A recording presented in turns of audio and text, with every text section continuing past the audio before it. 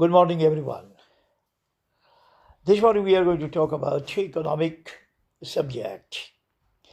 Title would be How to Gauge the National Cat Leap or Leapfrog or Strides or Success. How can we gauge it? How can we measure it? What are the fundamentals or characteristics by which we can say that America is the richest in the world and Bangladesh is the poorest in the world? There are some criteria, and by those criteria, we can always pinpoint where the nation stands. Different people have different kind of definition for the catlip of the nation. So I have prepared 5 points to gauge the progress of the nation, like India, which has been actually emerging out of the underdeveloped to developing to developed nation with humongous population of 1.35 billion, means 135 crore plus people, making progress for such a huge, Herculean, and humongous nation. It doesn't come easy. But nevertheless, by the grace of God, people have been working harder, government has been working harder, industrialists have been striving very studiously, and this way we are actually reaching to our goal. Though it will take time to reach to the goal all the way, but nevertheless, we are inching towards that goal and we are going to reach that goal one day. We have each and inch, both things are there. So, progress is slow, nevertheless, but progress is going on. So, 5 points are there. Point number one, first is quality of masses, their education level, standard of living, and PCI, per capita income.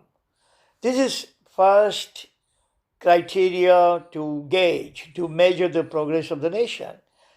Gandhiji has said, when you visit any strange nation, alien nation first time, don't get mesmerized by their tall buildings or wide and shiny roads.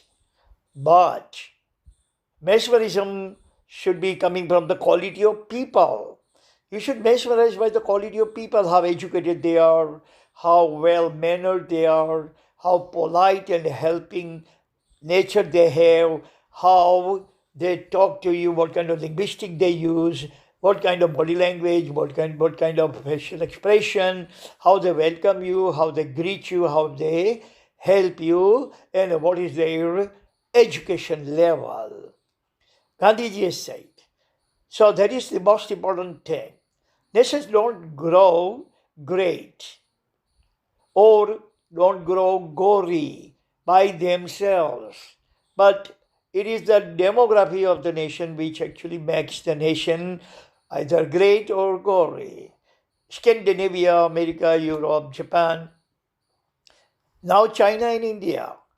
We are not actually becoming great without our own efforts and endeavors. It is not that India is getting great by itself or Europe has become great by itself, but the people, only people and the people alone can make nation whatever the nation is. Bangladesh, Libya, Afghanistan, Syria, these are the nations, beautiful nations on the same planet, Earth, made of all kinds of same kind of constitutions. They have the same kind of ambience, same kind of flora and fauna, same kind of people, same kind of things. But people's quality is very poor, and that is the consequences of the identity of the nation. The quality of Scandinavian is so superb that The five nations of Scandinavia are considered to be the best, peaceful, the most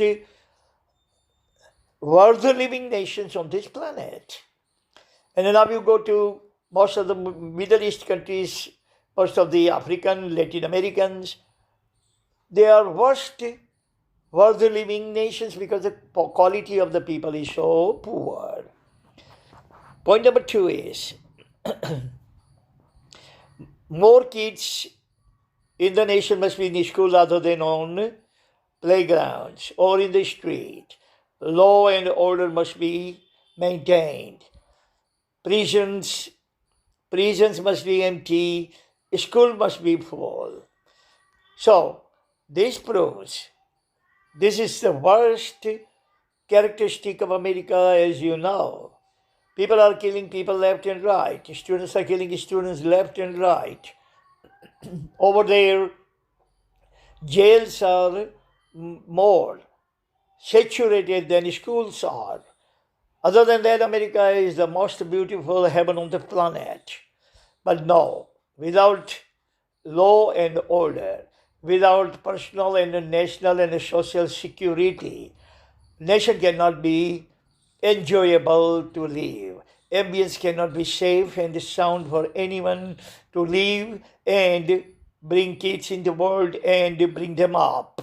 So, law and order is also the most important thing in the nation. Third one is GNH, higher than GDP, GNP, M1, M2, M3, M4, M5. What is GNP? Sorry, GNH. GNH is gross national happiness. The king of, if I'm not mistaken, king of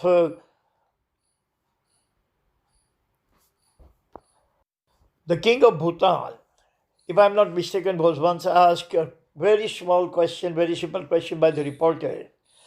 And the question was posed, what is your GDP and GNP?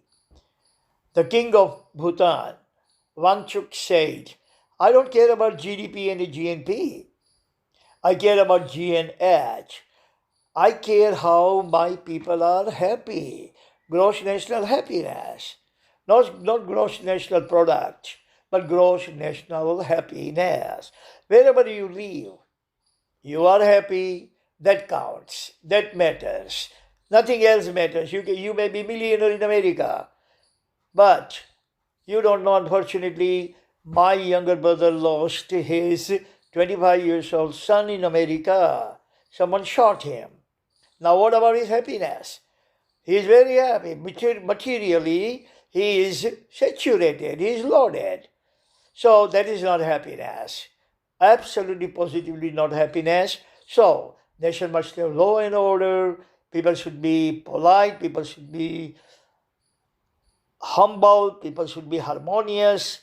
People should be friendly. And there must be no crime whatsoever. Point number 4 is government for the people, of the people, by the people, meaning democracy, and perfectly working democracy, not tarnished democracy or disdainful democracy or malfunctional democracy. So, government of the people, for the people, by the people, but government must not loot the people. Government must not plunder the people. People should be saved from the hands of the government. Lower taxes of all kinds, direct taxes, indirect taxes, property taxes, education taxes, all the taxes should be reasonable, and the government must provide reciprocal returns of our taxes. That doesn't happen in India. Government charges us sanitation taxes, but sanitation is not properly given. Government charges education taxes, but where is education? Government charges all kinds of taxes, and we don't know where the taxes go. It is the moral duty of the government every year to tell us how much taxes were accumulated and where the taxes were spent. It was a time when I was in college, the Times of India would print how much taxes were accumulated by the government, how much taxes were paid by all the politicians, and how government spent these taxes by giving the breakdown. Today, you pay taxes, but what government does with the taxes, God even doesn't know. That is not transparency. Something fishy is going on. Something fishy going on. That is why government does not tell you where the money is spent. Number 5.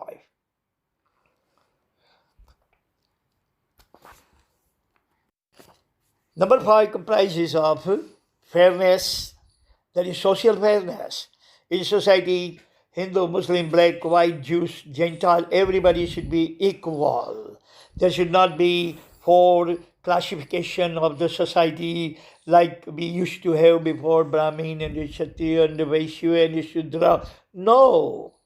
God does not send anyone with a seal on his forehead that you are Brahmin and you are Kshatriya. No. So, social fairness, judicial justice. When you go to court, whether you are millionaire or you are nothing, you are alpha or you are epsilon, you are Brahmin or you are Shudra. When you go to judiciary, justice must be absolutely positively dispensed to you. Equality. Everybody in the eyes of the government, in the eyes of the people, in the eyes of the elders, in the eyes of the male, everybody is equal. Male and female are equal. Children and the parents are equal. Lower caste and upper caste equal. Brahman and the Shudra equal. Equality. Transparency. Transparency must be maintained in every level of government. Local level, municipality should be transparent. State level, Gujarat government must be transparent. National level, central government must be transparent. This way we know where our money goes, how much money is spent on what project, where is that project. These people are getting all the money from us, and where they spend we don't know. Even if they spend the money absolutely honestly to God, but we would have doubt. We would have doubt because there is no transparency. They collect taxes, say for example, 100 rupees from us, and the government takes 5 rupees from its own pocket and spend 105 rupees on Medicare. But still, if there is no transparency, we would think that government has actually taken 100 rupees from us and gobbled up. So government must be very transparent.